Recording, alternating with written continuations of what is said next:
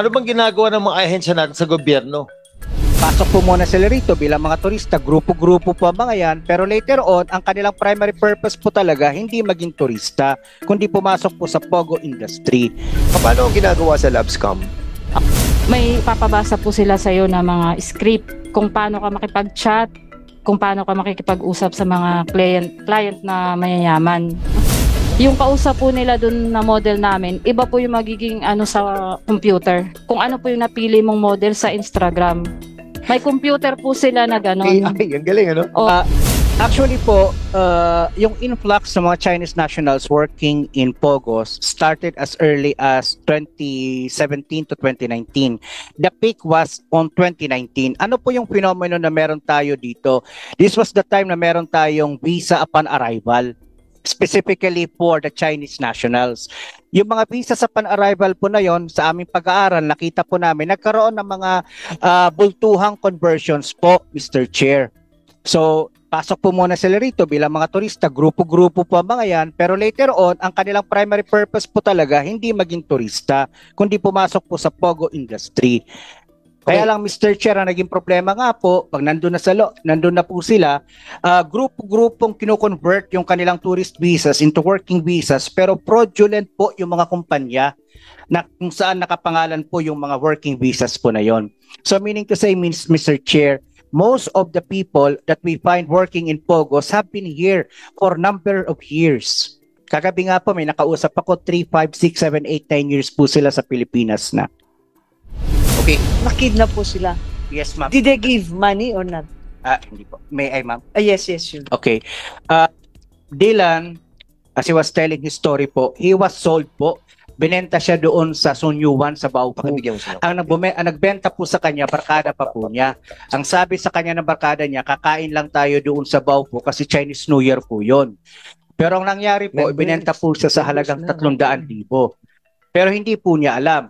Tapos nung nagpupumilit na po siyang umalis doon sa Baofu, doon sa Porac, doon na po in-inform siya na you have already been sold and you will have to pay off your debt to them. Kinuha po yung kanyang cellphone, tapos yun nga po, sinabihan na po siya na kung kaya mong mabayaran within 6 months, makakalabas ka po. Pero may mga pagkakataon ho kasi na umaalma yung ating witness, kaya siya po'y nabubugbog. Naipagbigay alam po siya sa atin ng Malaysian Embassy sapagkat nakapag-text po siya doon sa company phone, pinakita po niya yung mga bugbog niya rito sa kanyang mukha, yung sinasabi niyang sa kanyang face. Mr. Chair. Comments, please. Thank you, Mr. Chair. Gruesome as it may be to show these videos, Mr. Chair, but it is very important for everyone to see what is happening inside the Pogo kasi mahirap yung nagkikwentuhan lang tayo eh. Minsan nakakatulog tayo habang nagkikwentuhan, but if people are seeing what is happening inside these Pogo hubs, then you feel the pain, you feel the torture, you feel the illegal activities that are happening inside, and then people are having an understanding. Ano bang ginagawa ng mga ahensya natin sa gobyerno? What are the LGUs doing? What are the PNP people doing? What is the BID doing? What are the accomplishments of the PA, the PAOK agency? All of this, Mr. Chair, that is why, sad as it may seem, pero dapat makita talaga ng tao. But I agree na ang dami nang nakita, then maybe we can already put a stop to this, but actually, we have to understand, Mr. Chair, na itong Pogo na to is really hurting our society. It is corrupting our government. It has become a bedrock of corruption. Actually, a while ago, I was telling this body that we're going to show it. Not only because the direction of the speaker is to have a comprehensive investigation. And when members of the committee, specifically the Committee on Public Order, I asked if we're going to show the video. Precisely the very essence of the motu proprio is to investigate the illegal activities.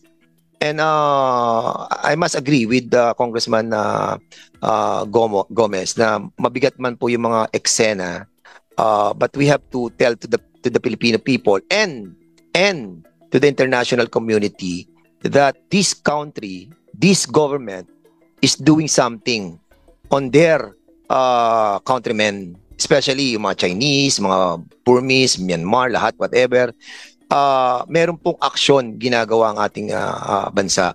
And rightly also, Congressman Alonto, siguro we have shown already a lot, no? Siguro we stop on that, no? Meron naman tayong napakita ng mga almost 5 videos, but I have seen a lot of videos.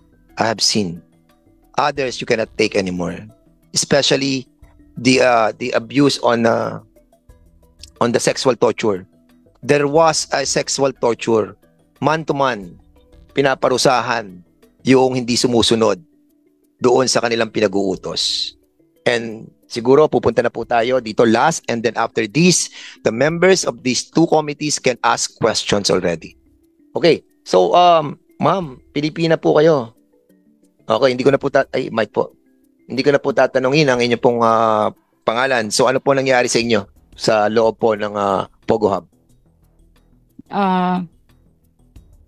Nung nag-decide po kami na uuwi na ng Pilipinas, nagpaalam po kami na uuwi na, hindi po kami pinayagan. So in other words pala, kayo po ay nagtrabaho sa Pogo sa Myanmar. Sa Myanmar po. Okay. So doon kayo na-recruit papunta sa Myanmar. Opo. At tapos, paano po nangyari sa inyo? Nag-recruit po sa inyo dito, sino? Mga Pilipinos as well? Opo. Sige, kwento nyo po. Sa akin po kasi relatives ko Opo. Nag-usap po kami na pupuntahan ko siya sa Thailand, magkasama kami sa Thailand.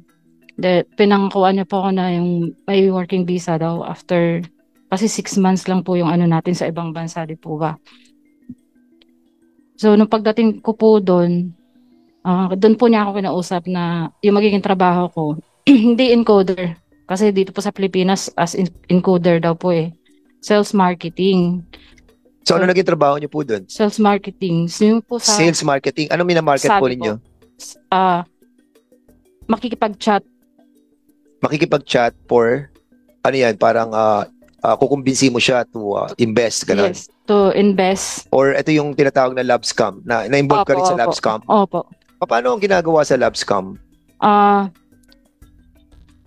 Meron kayong parang, kasi I heard from PAOK TF na parang meron silang parang template. Opo. May template na binabasa na lang, tapos kinukonvince nyo sila na ma-inlove sa inyo. Opo.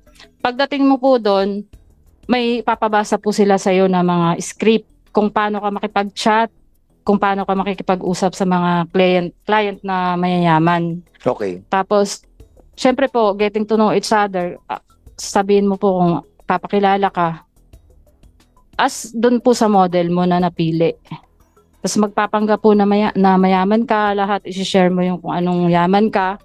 Tapos doon, pag napa-inlove mo na siya, doon mo na po siya i-convince na Pero may tatanong ako sa iyo.